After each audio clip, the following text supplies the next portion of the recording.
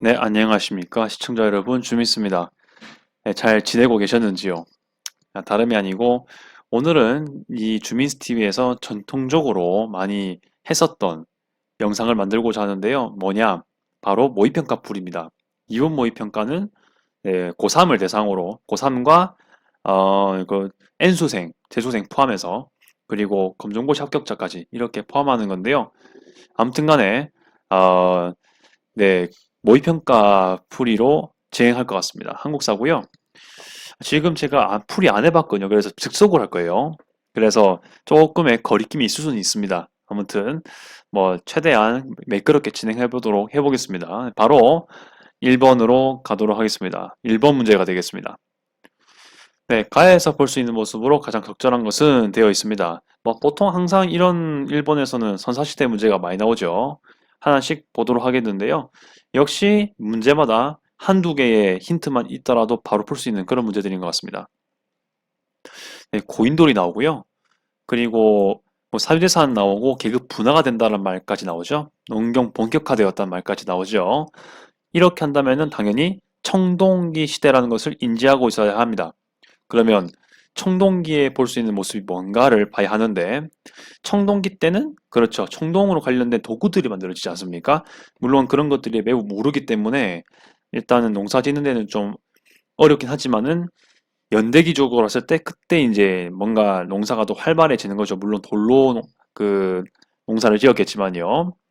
자, 그러면 당연히 대답이 돼야 될 거는 3번이 답이 되겠습니다. 네, 3번이 뭐 당연히 답이게 되겠죠. 비파형 동검 들고 있는 군장이라고 하는 게 당연히 답일 겁니다. 네, 비변사는 조선 후기가 돼야 나오죠. 변방을 관리해야 하는 그런 기구인데 사실은 중종 때 이제 일본을 견제하기 위해서 만들었던 기관이었으나 임진왜란, 양난을 거치면서 훨씬 더 그 전쟁에 대비하는 기구라 보니까 훨씬 더 그 권리가 강해지는 모습이 발생했었습니다. 그래서 이거를 후행한 폐지를 하죠. 그런 사건까지 기억할 필요가 있습니다. 네, 그거 하나만 좀 보고 넘어갔고요.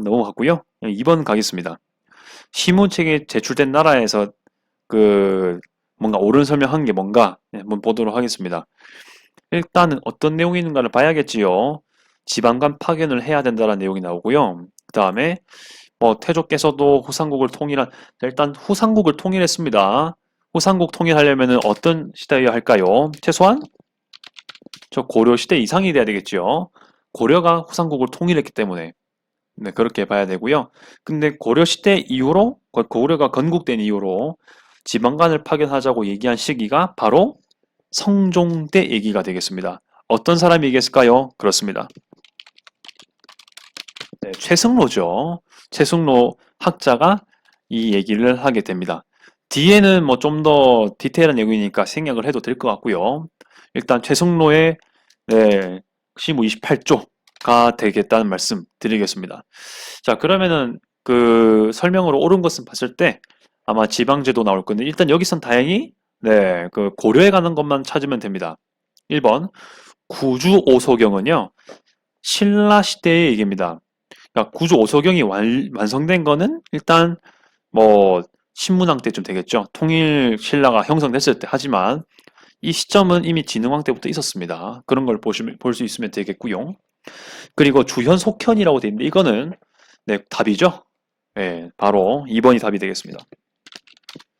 예, 주현 속현이 고려 때 유명한 지방 마을 체계죠. 마을과 지방 행정구역 체계 중에 그 눈여겨봐야 할 부분인데 이게 어떻게 보면은 고려 시대의 특이한 형태입니다. 예, 조선 시대가 되면은 속현이 없어지고 주현으로 다 이제 체계가 가긴 가죠. 물론 조선 완전 최초기에도 사실 주현과 속현이 있었습니다만 점차 사라져 갔습니다. 아무튼 속현 같은 경우는 아무래도 호적 시대 때 끝까지 고려에게 항복을 하지 않았던 좀 뭔가 좀 빡센 그 이제 새로운 고려 왕조에 좀 빡세게 좀 대항했던 사람들이 좀 차별받은 의미에서 뭔가 일도 더 많이 시키고 공업도 시키고 그렇게 했던 구역이 많이 속해 있는 곳입니다. 모든 게 그렇지 않지만 그런 곳이 많다라는 겁니다. 속현이 그랬습니다. 향부곡소가 여기 속해 있었죠. 그 다음 전국을 팔도로 나눴다. 이거는 조선이죠. 딱 봐도 조선 팔도 뭐 딱 봐도 알죠. 자, 그리고 면협의에는 일제강점기쯤 돼야 됩니다. 그래서 이런 것들은 더 후의 얘기니까 볼 수 있고요. 4번이 되게 제가 지금 수능 기출을 많이 봤지만 진짜 거의 본 적이 없는 개념인데 이번에 한번 나온 것 같습니다. 5번 오경 15부 62조 되게 숫자 크죠? 이거는 발해에 관한 설명이니까 패스하면 될 것 같습니다. 바로 3번 넘어가지요. 네, 밑줄 친 전쟁 중에 있었던 사실로 옳은 것은 이렇게 또 문제를 냈는데요. 일단 뭐 을료년, 신묘년 이런 걸 보니까 뭔지 모르겠다. 필요 없고 제가 봤을 때는 키워드만 잘 잡으면 되겠습니다. 일단 몽골 사신이 압록강을 건넜다라는 말이 있습니다. 살리타 사살 사건인 것 같은데 아무튼 그 고려 시대인 걸 알 수 있을 것 같고요. 그리고 더 중요한 키워드가 있습니다. 밑에 보시면 8만 대장경판이 있습니다. 초조 대장경판이 있지요. 이것도 같이 있네요. 자, 그러면은 일단은 몽골과의 전쟁일 건데요. 이때 어떤 일 있었냐를 보도록 하겠습니다. 일단 답은 뭐겠습니까? 네, 수도가 강화도로 옮겨진 사실입니다. 네, 물론 몽골도 해군이 좀 있었습니다. 근데 만들어진 지 얼마 안 됐고요. 그때 당시에는 고려보다는 딴 데로 많이 집중했기 때문에 사실 강화도에 옮겨졌다 하더라도 굳이 건널 생각이 없었던 것 같습니다. 아무튼 그 무신 세력들이 고려의 그 주요 세력을 네 개로 나누자면은 뭐 이제 호족, 문벌귀족, 무신 그리고 뒤에 검문세족 좀 더 붙어서 신진사대부까지 있긴 하지만 세 번째 세력이죠. 아무튼 그때의 그 끝까지 몽골과 항전하기 위해서 이제 강화도로 천도를 하죠. 그게 이제 여기에서의 부분이 되겠습니다. 야, 미스야 협정은요, 이거는 일제강점 때의 내용이 되겠습니다. 일단 답은 2번인 거 볼 수 있고요. 네, 미스야 협정이 뭐냐면요, 이건 일제강점기 때 이 내용이기 때문에요. 아까 말씀드렸다시피 뭐 엄청 막 시대적으로 연대가 다르지 않습니까? 그래서 별로 볼 부분이 아닌 듯 합니다. 네, 다른 건 더 관련이 없어가지고요. 패스하도록 하겠습니다. 혹시 뭐 부가 설명이 필요하다 싶은 부분 있으면 정말 자유롭게 댓글 남겨주시면 감사하겠습니다. 패스할게요. 네, 4번으로 가겠습니다. 국가에 대한 설명인데요. 여기도 역시 키워드가 있습니다. 뭐냐면요. 임신서기석입니다. 그리고 유교 경전, 뭐 유학 보급 이런 게 있는데요. 보니까 여기는 3.1법 한 게 다른 것들은 뭐 어느 시대든 맞을 것 같아요. 뭐 고려에도 유교가 나오고 조선시대도 유교가 나오고 하니까요. 심지어는 고려도 유교 내용이 아예 안 나오지 않습니다. 그런데 여기서 볼 부분이 뭐냐? 임진서기석이 결국에는 결정 키워드인 것 같아요. 이게 어느 시대인지를 알아야 맞출 수 있는 문제이긴 합니다. 이거는 신라 시대라는 걸 알아야 하는 부분이었습니다. 그리고 이제 이 임신서기석을 쓴 세력이 그 화랑들이 했을 거라고 아주 강력하게 보고 있죠. 책에도 그렇게 실려 있습니다. 그러면 또 신라 내용이네요. 자, 보겠습니다. 1번 국학을 두었다. 바로 정답이죠. 네, 다행히 좀 그 되게 다른 2, 3, 4번, 2, 3, 4, 5번이랑 완전 다른 시대의 내용이어서 참 다행인 것 같긴 합니다. 네, 신흥 강습소 같은 경우는 나중에 그 신흥 무관학교가 되는 전신소죠. 전신이죠. 일제강점기를 왔다 갔다 하는 시기에 만들어졌습니다. 원산학사, 유경공원 이거는 개항기 때 만들어졌죠. 강화도 조약 끝나고 이제 바로 다음에 그렇게 되는 것이고 사실상 원산학사가 어떻게 보면은 우리나라 최초의 근대 사립학교로 알려져 있는 곳이긴 합니다. 그것도 같이 보실 필요가 있고요. 유경공원도 최초의 공립기관으로 그렇게 우리가 알려져 있죠. 한성사범학교는 네, 이거는 뭐 갑오개혁 시기 때 만들어진 거지 않습니까? 완전 뒷부분입니다. 그래서 이것도 완전 다른 시기다 이렇게 보실 수 있겠습니다. 4번 그렇게 패스하시고요. 5번 가겠습니다. 국왕에 대한 설명인데요. 보시면은 조선왕릉입니다. 일단 시대가 조선으로 줄어들었죠. 설릉이고요. 뭐 이거 몰라도 됩니다. 일단 풀 수는 있을 겁니다. 집현전, 뭐 홍문관 설치, 삼사, 언관직, 살인 등용 뭐 이렇게 내용들 나오죠.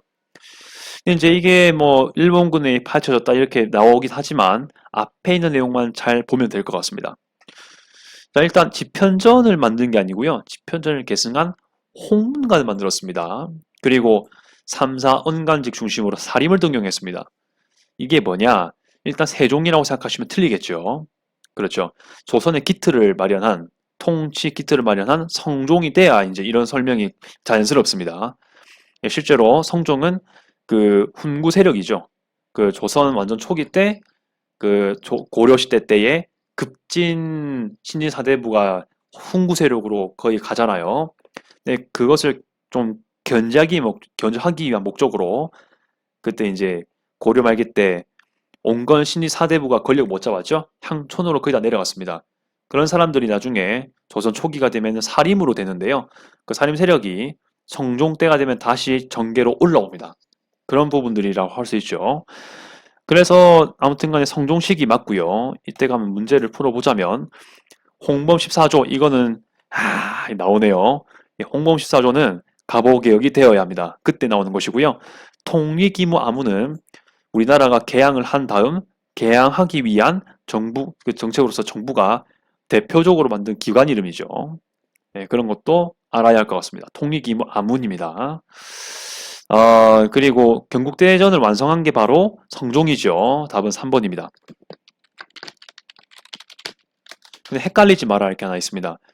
이 경국대전은 조선의 최초의 경전이죠.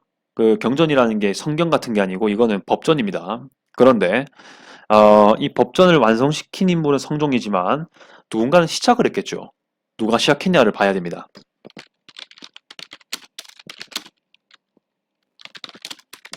네, 시작한 인물은 바로 우리 뭐 영화 관상에 나오죠. 내가 왕의 대상인가? 그거 하는 사람 있죠. 바로 세조입니다. 세조가 있다는 걸 또 한번 기억해 주실 필요가 있습니다. 집사부는 신라시대 얘기죠. 그리고 훈요 10조는 태조 왕건이 죽기 직전에 남겼던 국가 통치에 관한 논리를 그 방향을 얘기한 겁니다. 그래서 답이 아니고요. 6번 가겠습니다. 네, 가에 들어갈 내용으로 적절한 것은 되어 있습니다. 이번에도 역시 키워드가 있는데요. 한번 잘 보도록 하겠습니다. 일단은 몰락한 양반이죠, 여러분들. 양반은 일반적으로 언급이 많이 된 시대가 조선입니다. 물론 양반이란 말 자체가 고려에 이미 있었던 개념이긴 하죠. 그 이제 왕이 조회를 하면요. 왼쪽에는 문신, 그러니까 글 쓰는 사람들의 신하들, 그리고 반대쪽에는 장군들 이렇게 서 있었던 것 같은데 그랬었던 걸로 알고 있는데 그래서 한쪽은 문반, 한쪽은 무반 이렇게 해서 문무반 합쳐가지고 양반이라 불렀습니다. 근데 이거는 이제 관직의 개념이었다면 조선 때가 되면은 이게 그냥 이제 지배 세력 개념으로 되는 거죠. 그렇게 해서 좀 고착화시킨 개념이 되죠. 아무튼 그런데 그걸 실세해야 되죠. 근데 조선 후기가 되면 이게 신문제도가 요동을 칩니다. 아주 막 날뜁니다. 그렇다 보니까 몰락한 양반이 많이 생기기도 마련이었습니다. 양반 신분이면 되게 위조가 많이 되었죠. 아무튼 그런 거 합쳐가지고 플러스 조선 후기에는 굳이 양반이 아니더라도 일반 평민이나 상민이더라도 경제 규모가 완전히 커졌기 때문에 상업 경제 발달했죠. 그래서 돈 벌 기회 많았습니다. 그래서 오히려 돈을 못 버는 양반들이 많아진 거죠. 그런 사람들이 이렇게 잔반으로 많이 가게 되었습니다. 몰락한 양반으로. 네, 그런 것들로 볼 수 있는 것이고요. 서얼들은 참여 철폐운동을 꾸준히 전개했지 특히 정조 때 이런 걸 많이 했습니다. 서얼들 얼자, 서자 이렇게 하죠. 양반의 아들이지만은 첩으로부터 나온 자식이기 때문에 그렇게 인정을 받지 못했던 사람들 대표적으로 볼 수 있고요. 하필서 서울에서도 이 능력자가 많았습니다. 자, 그 다음에 상민들은 이 다양한 방법으로 신분 상승하려고 했다는 것도 아무튼 신문제가 엄청 달라지는 모습인 거죠. 그래서 아까 말씀드렸다시피 조선 후기의 모습인 겁니다. 답은 4번이 되겠고요. 좀 헷갈릴 수 있는 게 3번입니다. 하층민의 봉기. 왜냐하면 이것도 신분 상승과 관련이 있기 때문에. 하지만 여기서는 하층민의 얘기가 나온 게 아니고 다양한 계층이 나오잖아요. 양반부터 해가지고 서울 중인 세력들 그리고 상민 세력들 다 상인 세력들 다 나오기 때문에 그냥 전체적인 신분 상승의 어떤 전반적인 모습이 돼야 되는 거죠. 그리고 양반이라는 그런 지배 세력 개념 자체가 조선에서 윤곽을 드러내기 때문에 특히 조선이라고 해야 맞는 거죠. 그래서 답은 4번이 확실합니다. 형평운동 같은 경우는 백정입니다. 조선시대 때 그 천민으로서 도살업자 있지 않습니까? 그 고기 잡는 사람들 천시했습니다. 네, 그런 사람들이 물론 가보개혁 때에는 이 신문제가 폐지되었지만은 관습적으로 사회적으로는 아직 천하다라는 인식이 남아 있잖아요. 그게 일제강점기 때도 있었습니다. 그래서 이런 것들에 대한 끝판왕으로 해서 이제 다시 그 백정 완전 차별 없애라 이렇게 간 운동이 되겠습니다. 5번 패스하겠습니다. 아무튼 답은 몇 번이다? 4번이다. 생각보다 조선 후기 때 신문 상승의 기회가 많았다 적었다? 많았다는 겁니다. 지금보다는 아니지만 그래도 이전 조선 전기나 뭐 구태여 뭐 삼국시대 이런 데보다는 훨씬 많았다는 거죠. 자, 7번 가겠습니다. 가 나의 시기의 사이에 있었던 사실로 옳은 것을 고른 것은 이렇게 되어 있는데요. 제가 딱 감으로 봤을 때는 쉽지 않은 문제인 것 같습니다. 왜냐하면은 상대적으로 시기 사이가 꽤 갭이 넓으면은 쉬운데 상대적으로 제가 경험했던 문제들에 비해서 좀 좁은 편인 것 같습니다. 철종이 죽고란 말이 나왔습니다. 그리고 흥선대원군이 나오네요. 그러면 흥선대원군의 아들인 고종이 즉위했던 거죠. 그때부터 흥선대원군의 집권이 시작이 되었습니다. 자, 그리고 두 번째 보시면요. 최익현이 왕에게 친정을 고안하면서 직함도 없는 정치 참여를 비판했다. 그리고 대원군이 이선에서 물러나게 되었다라는 말이 나옵니다. 지금 무슨 말일까요? 가는 흥선대원군 집권의 시작이고요. 사실상. 그리고 나는 대원군의 집권이 없어진 겁니다. 일단 고종은 계속 있죠. 그래서 결국 묻는 문제가 뭐냐? 흥선대원군 집권기에 있었던 사실을 묻는 겁니다. 그렇죠? 답은 뭐겠습니까? 일단 한일신협약은 완전히 뒤로 가야 되잖아요. 일제 국권 침탈 과정에서 발생한 거니까 완전 뒤로 가고요.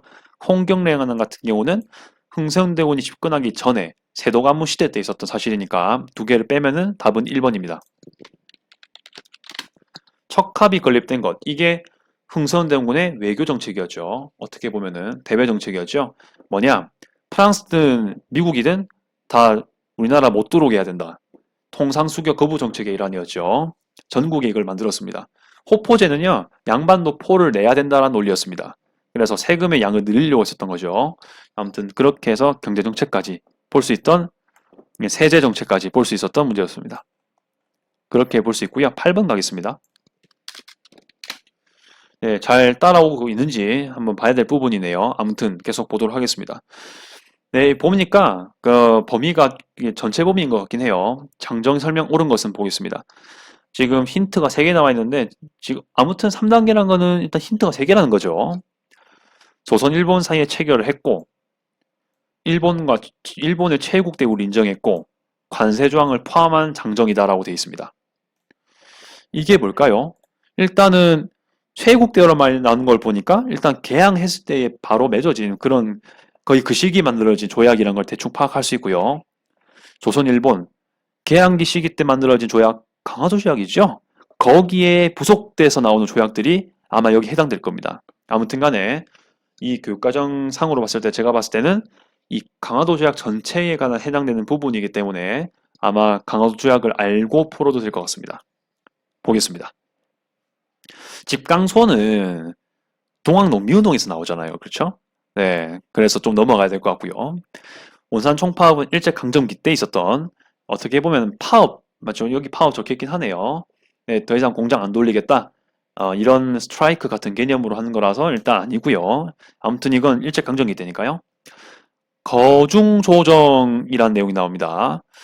예, 거중조정은요, 예, 뭐냐면은 만약에 그 어떤 A와 B란 나라가 있는데 이 두 나라가 거중 조정을 했다. 그러면은 A나 B가 침략을 받으면요. C국에 의해서 침략을 받으면은 다른 나라가 다른 나라를 지원해 주는 겁니다. 조정해 주는 겁니다. 만약에 한국에 일본이 침략을 했다. 그러면은 미국이 개입을 해줘야 되는 겁니다. 실제로 이거는 처음 등장하는 게 조미수호 통상조약에서 나옵니다. 미국이 관한 거기 때문에 아니에요. 4번. 통감이 부임하는 계기가 되었다. 통감은 일단 을사늑약 때 나오는 겁니다. 일사늑약에서 중요한 개념 두 개가 뭐였습니까? 일단 외교권 박탈이죠. 그러면서 이제 우리나라에 잠정적으로 이제 우리나라 통치할 전 단계의 그런 관리를 파괴하는데 그게 통감인 거죠. 초대 통감이 그 악명 높았던 이토 히로부미였습니다. 이토 히로부미였습니다. 그런 걸 볼 수 있고요. 답은 5번이죠. 방공령 시행을 미리 통제할 것이 규정되었다. 이게 바로 5번 그 강화도 조약 부속된 내용에 다 있는 부분들입니다.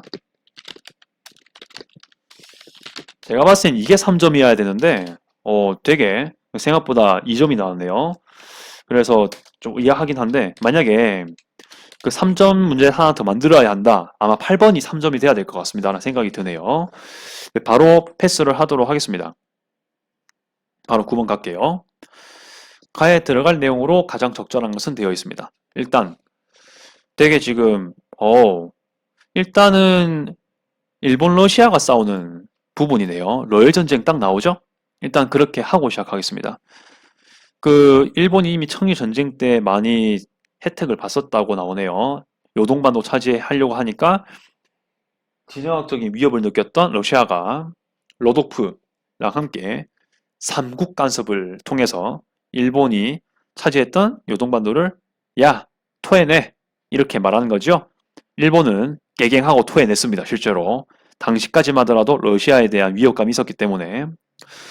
그래서 조선 정부가 이걸 보고 일본은 아직 러시아한테 게임이 안 되는 존재구나. 오케이. 조선 우리도 러시아에 한판 붙자. 야, 러시아에 붙자. 이렇게 된 거죠. 그래서 러시아를 끌어들여가지고 일본 견제를 어떻게 보면 자연스러울 수도 있습니다. 아무튼 이런 맥락으로 고종 황제께서 이제 아간파천을 해가지고 러시아 공사관으로 옮겼지 않습니까? 물론 아간파천에서 시기에는 아직 대한제국이 아니기 때문에 고종 왕이긴 합니다. 왕이죠. 국왕이긴 하죠. 아무튼 이에 이제 러시아의 위세에 눌려 조선 내 영향력이 줄어든 일본은 불만을 품고 뭘 했습니까? 딱 나올 만한 게 을미사변이죠. 4번입니다. 이것도 이유가 있습니다. 일단은 그 아간파천을 하기 전에 삼국 간섭 한 다음에 바로 아간파천이 이루어지는 건 아니고요. 일단 이제 삼국 간섭을 통해서 일본이 깨갱을 했지 않습니까? 그런데 일단 이때 일본이 다 이제 다 된 밥이라고 생각했겠죠. 청으로부터 조선을 우리가 빼앗은 거랑 다름없으니까.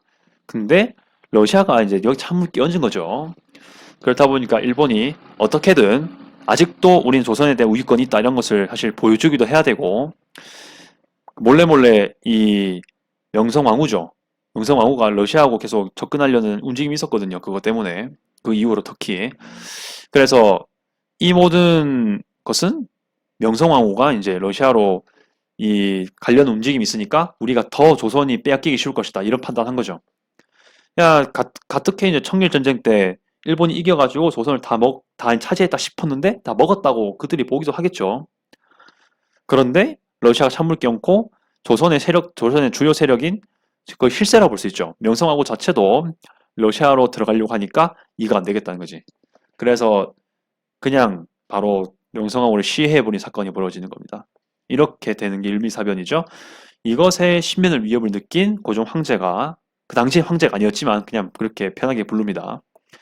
그래서 러시아 공사관으로 가는 거죠. 이렇게 사건이 해프닝이 되는 겁니다. 자, 1번 같은 경우는 외교장각 도서가 약탈당했다. 이거는 병인양요 때 그 프랑스가 광화도로 오면서 일어난 사건이었고요. 치안유지법은요, 일제강점기 때 이제 일본의 천황의 체제에 반대하는 사람, 그러니까 반체제주의자 그리고 사회주의자 이런 두 세력을 잡는 제도예요. 근데 이거는 이거 조선뿐만이 아니고 일본 내에서도 시행이 되었습니다. 이런 식으로 가면 되지 않을까 싶습니다. 계속해서 다른 문제를 풀어보도록 하겠습니다. 10번 가겠습니다. 집회에 대한 설명인데요. 한번 볼까요?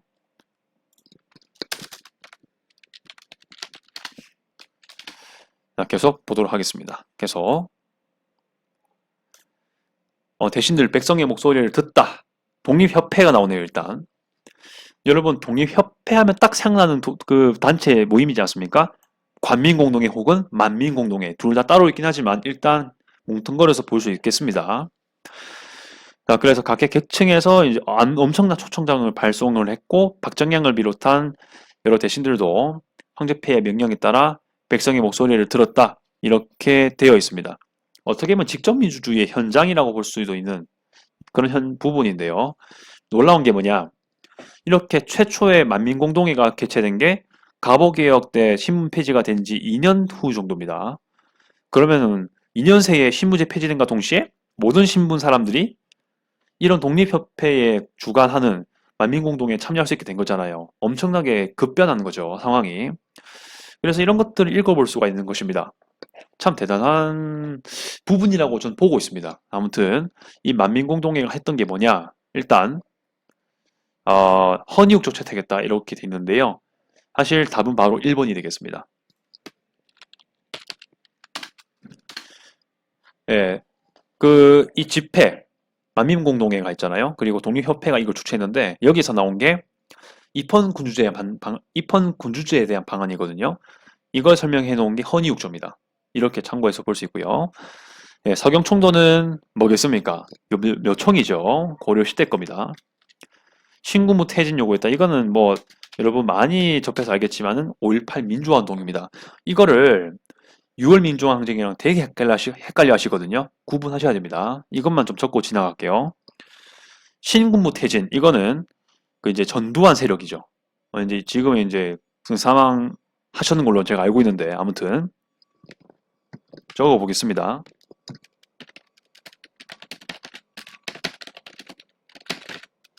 민주화 운동 이거는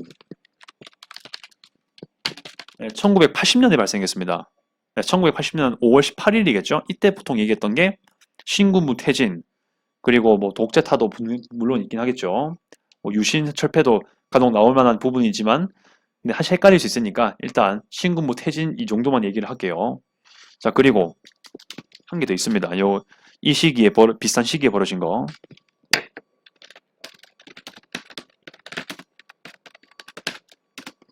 1987년 아마 영화에서도 1987이라는 영화 있을 겁니다. 이게 배경이거든요. 이때 나오는 인물이 누구냐? 박종철 인물이죠. 박종철 고문치사 사건. 탁 하고 치니까 억 하고 죽었다. 이거 나오는 사건. 어이가 없던 사건이긴 하죠. 그리고 이한일 열사께서 그 이제 집회 시위하시다가 최루탄 맞아가지고 돌아가신 그런 사건도 이때입니다. 연세대 출신이시죠. 그때도 6월 민주항쟁입니다. 근데 엄밀히 말하면요. 신군무 세력이 있는 거잖아요. 아직 전두환이 대통령이 아니라 장군일 때입니다. 엄밀히 말하면 민주화운동 때 대통령은 최규하 대통령입니다. 그리고 6월 민주항쟁 때는 대통령이 전두환이죠. 이렇게 구분할 수는 있습니다. 자, 계속 가도록 하죠. 그리고 참고로 6월 민주항쟁 때 확실히 5.18 민주화 운동이랑 구분되게 외쳤던 구호가 있습니다.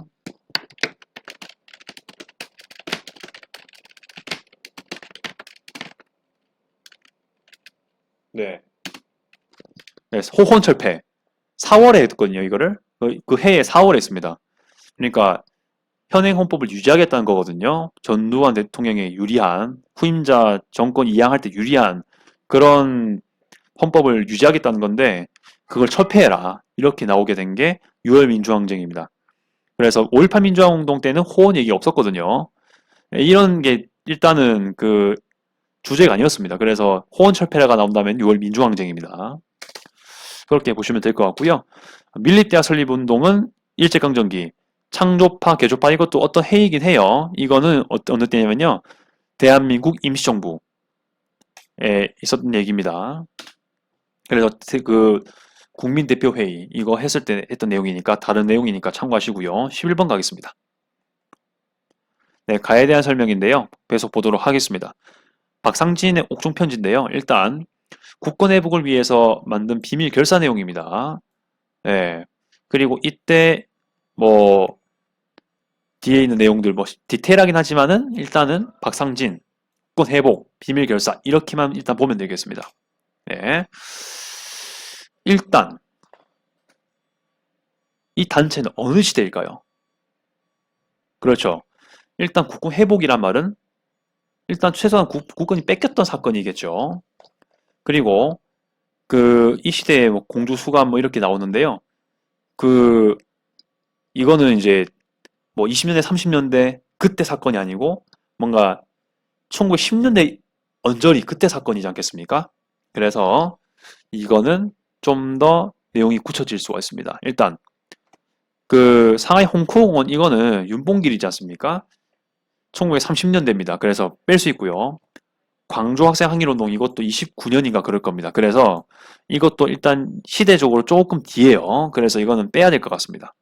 그리고 황무지 개간권 요구 이거는 물론 이거는 일본이 좀 침탈해간 경제권을 회복시키는 거긴 하지만은 이것과는 다른 단체 얘기입니다. 네, 그래서 이것도 빼야 할 것 같고요. 보안의 얘기인 걸로 알고 있습니다.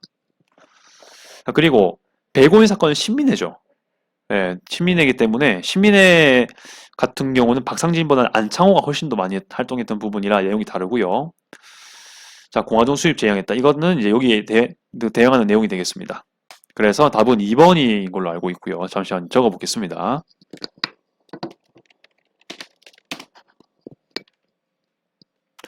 네, 그래서 이거는 2번이라고 봐야 되겠습니다. 네, 참고하시면 되겠고요. 아무튼 이런 식으로 이제 답을 제거하면서 푸는 것도 하나의 방법일 수가 있습니다. 네, 이렇게 해서 참고하도록 하겠습니다. 12번 가겠습니다. 이 사건에 대한 설명으로 옳은 것은 돼 있는데요. 전개 과정 돼 있고 그리고 재물포 조약이 나오고 그 다음에 일본군 주둔이 허용돼 있다라는 말이 나오기 시작하고 있습니다. 어떤 사건일까요? 일단 그 99인이 나오고 뭐 99인이 금융 문제로 항의했다는 말이 나오죠. 일단은 여러분이 알고 있는 사건이 뭐가 있습니까? 99인, 신식군인의 갈등으로 인해 가지고 99인이 봉기한 사건. 이것은 바로 이모군란이지 않습니까? 그래서 이거를 보면서 언급을 하는 게 좋을 겁니다. 그러면 실제로 이모군란 때문에 이러한 사건이 벌어진 게 맞습니다. 왜냐하면요, 그 이모군란 때 이제 그 99인들이 공격했던 대상들이 일본 공사관이기도 합니다. 포함되어 있습니다. 왜냐하면은 우리는 흥선대원군 시대만 하더라도 거의 그 위용을 떨친 사람들이잖아요. 훈련도감 출신도 있을 것이고, 그렇죠? 훈련도감, 아무튼 흥선대원군 때는 되게 특권을 많이 받았던 세력인데, 나름. 근데 개항이 되면서 99군인은 이용으로 줄어들었고, 봉급도 엄청 안 주지 않습니까? 근데 처음 개항시킨 나라가 일본이지 않습니까? 그래서 일본에 대한 악감정이 엄청나게 많습니다. 원체 일본에 대한 이미지가 안 좋은 게 많았긴 했지만은 이런 것들이 많이 엮여 있었습니다. 그래서 실제로 일본 공사관을 공격도 했었습니다. 아무튼 그래서 답을 어떻게 봐야 하냐를 해보자면요. 일단 아닌 것부터 빼볼까요? 5번 국가재건 최고회의는 박정희 대통령이죠. 그리고 고종 강제 퇴위를 당하는 빌미가 되었다. 이거는 헤이그 특사 파견하고 관련이 있습니다. 단발령 시행 이거는 을미개혁 때 의병 그런 데이기 때문에 좀 연대적으로 뒤긴 해요. 아직도 이 내용이 안 나옵니다.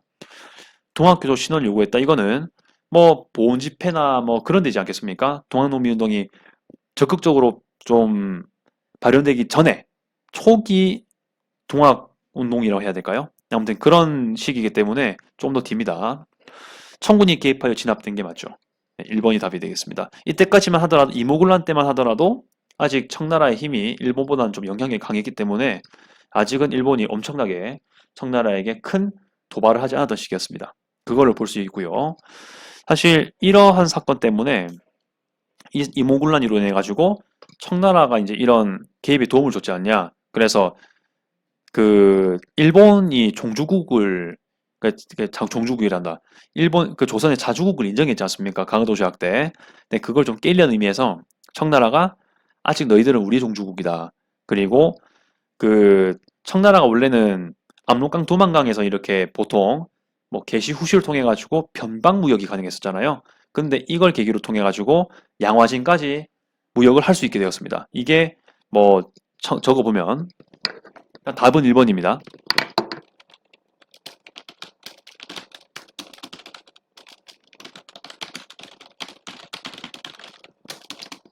네, 일본하고는 재물포 조약을 체결했지만 청나라하고는 이것 때문에 조청 상민 수륙 무역 장정을 체결했습니다. 이거를 구분하시면 될 것 같습니다. 네, 그렇게 해서 또 참고해서 볼 수 있습니다. 그 다음 13번 가도록 하죠. 네, 대한제국 시기에 일본 경제 침탈 문제인데요. 계속해서 많은 문제가 나오고 있습니다. 일단은 그 백동아를 포함한 일본 제일은행권으로 교환하는 화폐 개혁 내용이네요. 이때 시행했던 인물이 메가타라는 인물이잖아요. 이때는 차관 정치를 했던 시기였습니다. 그렇죠? 한일 의정사가 나온 지 얼마 안 된 시기였고 이때는 러일 전쟁 하는 그런 시기의 내용이었습니다. 그렇죠? 이때에 대한 설명을 옳은 것을 보면은 화폐 개혁이니까 노구 폐지는 뭐 신라니까 완전 앞이잖아요. 전민면정도감은 고려 말기 공민왕이 했던 거고요. 일반적으로. 네, 답은 바로 3번입니다. 제가 말을 잘못했는데요. 고문정치로 제가 수정하겠습니다.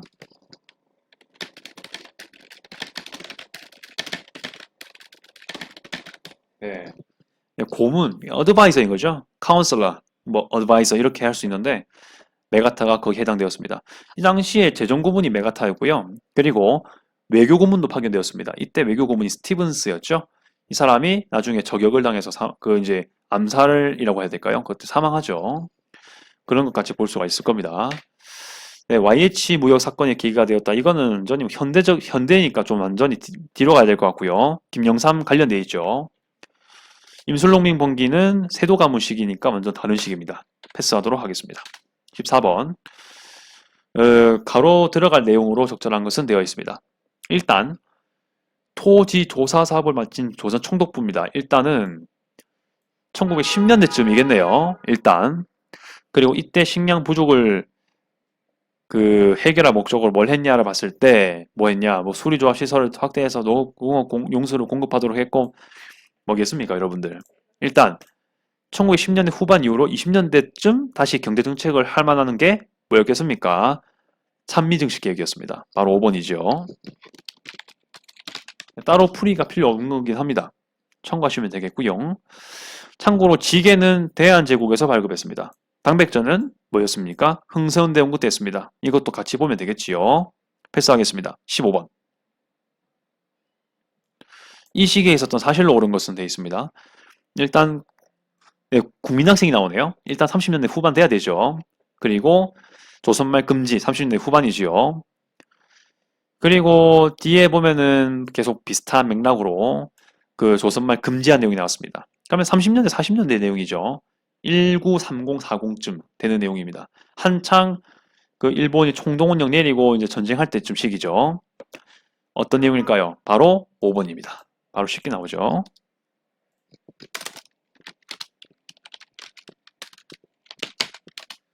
한성순보는 그 조선이 개항을 한 다음에 이제 기관지로서 전 세계의 개화가 어떻게 되고 있는지, 문물이 뭐가 있는지를 그 신문으로 써주는 한문으로 된 신문이었습니다. 우리나라 최초의 근대 신문이죠. 그렇게 보면 될 것 같습니다. 삼천교육 때 뭐 다들 아시겠지만 전두환 정부 시기 때 있었던 거라는 거 같이 볼 수 있을 것 같습니다. 다른 거 패스하고 넘어가죠. 계속 말씀드리지만은 추가 설명이 필요하다 생각하시는 분들은 좀 댓글 달아주시면 되겠습니다. 16번 가겠습니다.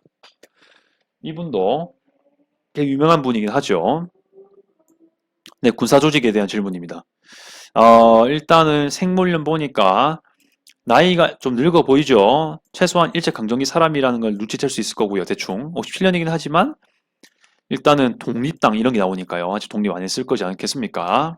만주사변 이후로 이런 내용도 나오고요. 일단 만주로 넘어가서 독립운동 하셨고 한국 독립당의 군대인 머를 만들면서 만주사변 후에 전투를 통한 무장투쟁을 전개했고 한국 강복군의 총사령관으로 활동했다라는 내용이 나옵니다. 이 대전자령 전투가 좀 지엽적인 내용이긴 해요. 하지만 교과서에 나오기 때문에 꼭 기억하실 필요가 있습니다. 네.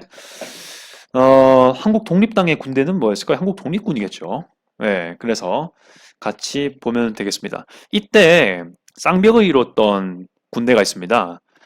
한국 독립당이랑 조선혁명군이었습니다. 둘이를 같이 보시면 될 것 같고요. 일단 그래서 같이 문제를 풀어보자면 어떤 내용이었을까요? 귀에서 거란군 무찔렀겠습니까? 고려 얘기는 아니겠죠. 황토현 전투 관군 동학농민입니다. 청산리 전투는 보통 서로 군종서가 활동했던 걸로 우리가 알고 있습니다. 가장 대표적인 장군이 김좌진입니다. 네, 쌍성부에서 한중 연합작전 이게 제일 큰 그 이슈죠. 아까 말씀드린 조선혁명군도 역시 똑같은 활동을 했습니다만 어느 중국도 이제 국민당군이 있고 뭐 나름대로의 그 인민군 그러니까 전신 인민군 세력들이 있잖아요. 각각 연합한 단체가 다르지만 그래도 한중 연합작전의 맥락은 있었다는 걸 보실 수가 있습니다. 서울 진공작전은 1907년 이인영 장군 중심으로 했던 거죠. 일제강점기 직전에 있었던 일이기 때문에 시기적으로 안 맞습니다. 최소한. 아무튼 답은 5번이 되겠습니다. 5번이 연달아 나오네요. 네, 그렇게 해서 문제를 풀 수 있고요. 참고로 이 장군의 이름은 지청천 장군입니다. 그거를 같이 좀 보시면 될 것 같습니다. 네, 그렇게 하고요. 바로 또 패스를 할게요. 17번. 대통령 재임 기간에 있었던 사실로 옳은 것은 문제를 볼 수가 있는데요. 일단은 금융실명제가 나옵니다. 일단. 근데 이게 또 어려울 수 있는 게요. 금융실명제밖에 키워드가 없습니다. 그래서 이걸 알아야 볼 수 있는 건데요. 일단 김영삼 대통령이십니다. 이때 있었던 사실이 뭔가 봤을 때 지방자치제가 이때 최초로 실시되었습니다. 뭔가 대통령 중심의 중앙 집권적인 통치 체제였다면 이때가 되면서 이제 자치권을 많이 넘겨주는 체제로 가는 거죠. 지방으로 뭐 충청 남북도 뭐 이런 식으로 도별로 이렇게 지방자치단체 같은 보내주고 그렇게 하는 거죠.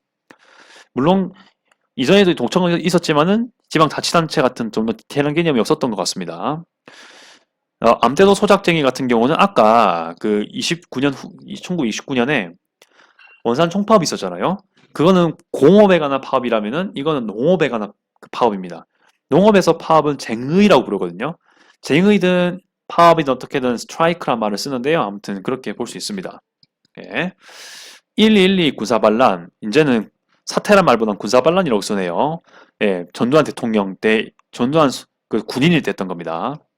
같이 볼 수 있을 겁니다. 예, 이렇게 해서 또 패스하도록 하고요. 18번 가겠습니다. 꼭 나오는 문제 18번 담화 발표 문제가 나옵니다. 작년에는 뭐 5개년 계획 끝났다. 이제 1, 2차 5개년 계획 끝난 10년이 걸쳐서 모든 정력을 쏟아냈다. 조국 통일을 하자 이렇게는 하고 있지요. 좀 더 지엽적인 문제가 나오는 것 같습니다. 일단 지난 10년이 거쳐서 했고 그리고 이제 2차 경제개발 5개년 계획이 끝났으니까 3차를 해야 되겠죠. 곧 이때는 보통 어떤 시기냐면은 70년대 박정희 대통령이 이제 뭔가 유신 뭐 헌법을 할 만한 그런 물론 그게 조금 더 가야 되긴 하지만 70년대쯤 그때 갈 만한 시기인 거죠. 그러니까 여러분 공부하실 때 이거는 경제개발 5개년 계획의 시기가 어느 때인지를 알아야 되는 그런 문제까지 됐습니다. 그래서 이거는 70년대에 있을 법한 사건들 이렇게 볼 수가 있을 겁니다. 박정희 정부의 이 시기라고 볼 수 있죠. 두 번째 시기. 일단 1번 남북 기본합의서 이거는 1991년에 발생했습니다. 아니고요. 유엔동시가 이것도 1991년입니다. 1, 2번이 같은 시기입니다. 네, 이걸 같이 볼 수 있고요. 7.4남북 공동조민 이게 답이 되겠습니다. 네, 이게 결론적으로는 박정희 정부의 그 유신 체제를 강화시켰다라고 해석을 하고요. 그리고 북한으로서는 김일성이 사회주의 헌법 체제를 강화시키는 수단이 되었다고 하죠. 아무튼 뭐 정상이 맞는 건 아니지만 고위급으로 만났던 거로선 최초입니다. 그렇게 볼 수 있는 거고요. 14남북 공동선언 이거는 완전히 그 노무현 시기 때 내용이죠. 이제는 노무현 정부 시기도 문제가 나오네요. 그리고 남북 정상회담을 최초로 개최한 거는 김대중 대통령과 김정일 국방위원장 때죠. 그때 다른 겁니다. 그래서 답은 3번 이렇게 볼 수 있습니다. 그렇게 볼 수 있고요. 19번 가겠습니다. 또 이렇게 인상적인 인물이 한 명 나오네요. 설명이 어떤 건지 보도록 하겠습니다. 신한청년당이 나옵니다. 신한청년당이 나오고요. 3.1운동에 관련돼 있습니다. 그리고 대한민국 임시정부의 외무차장이었고요. 조선 건국동맹 및 조선 건국준비위원회를 결성하고 위원장으로 활동했다라고 하고 있습니다. 일단은 대한민국 임시정부 요인들은 되게 많습니다. 그 신한청년당 좀 공부하셨다면 김규식도 떠오를만 해요. 근데 이것을 가를 수 있는 좀 더 구체적으로 이 사람이란 걸 증명할 수 있는 것은 바로 조선건국동맹, 조선건국준비위원회지요. 이 사람은 누굴까요? 여운형입니다. 알아야 되는 문제였네요. 그래서 이 사람이 했던 게 뭐냐면은 딱 봐도 뭐겠습니까? 제일 나올 법한 게 4번이죠. 네, 좌우합작위원회를 주도했습니다. 이거를 같이 보실 필요가 있겠고요. 그러니까 굳이 이제 성향으로 치자면 중도 좌파중 되는 그런 세력이라고 말할 수가 있을 것 같습니다. 5번에 남한만의 단독 정부 수립을 주장한 사람은 이승만 대통령이죠. 그렇게 볼 수가 있고요. 다른 것들은 워낙 완전 옛날의 개념이라서 설명할 여지가 없습니다. 20번 가겠습니다. 다음 뉴스가 보도된 시기를 연표해서 옳게 고른 것은 돼 있습니다. 일단은 시위를 했다라고 나오고요. 이 한열군 아까 제가 말씀드린 적이 있죠. 위에서 이거 10번에 10번도 있죠. 이거 묻는 거일 것 같습니다. 제가 파란색 표시한 거 있죠. 네, 검은색 대형 추모 만장이 걸린 이렇게 내용이 나오고 거론되고 있다 이 내용이 나오는데요. 이 내용은 60 나오죠? 네, 6월인 겁니다. 6월 민주항쟁 내용이니까요. 언젠지 한번 보도록 하겠습니다. 발췌견화 통과 이거는 1952년 그 6.25 전쟁 중에 발생했던 것이고요. 4.19 혁명은 이승만 대통령이 하야하게 되는 계기가 되는 것이니까 1960년대입니다. 삼성개헌안 이거는 70년대고요. 일단 70년 언저리 그때 내용이고 박정희 정부 시기인 건 확실합니다. 지금 말씀드리고 있는 5.18 민주화운동 이게 요 내용이고요. 지금 제가 파란색 표시하고 있는 거. 그리고 여기 4.13 호원조치 발표 있죠. 이게 제가 말씀드린 호원철폐에 관한 겁니다. 그러면 당연히 호원 조치 발표가 됐으니까 철폐를 요구하겠죠. 그리고 같은 해 6월에 발생한 게 바로 6월 민주항쟁입니다. 1987년 4월에 호원 조치가 발표가 되었고 그 해 6월에 민주항쟁이 발생했습니다. 그때에 이한열 열사가 사망을 했었죠. 그래서 답은 5번인 겁니다. 네, 기회가 되시면은 안 보신 분이 혹시 있으시다면 1987 보시는 것도 좋을 것 같습니다.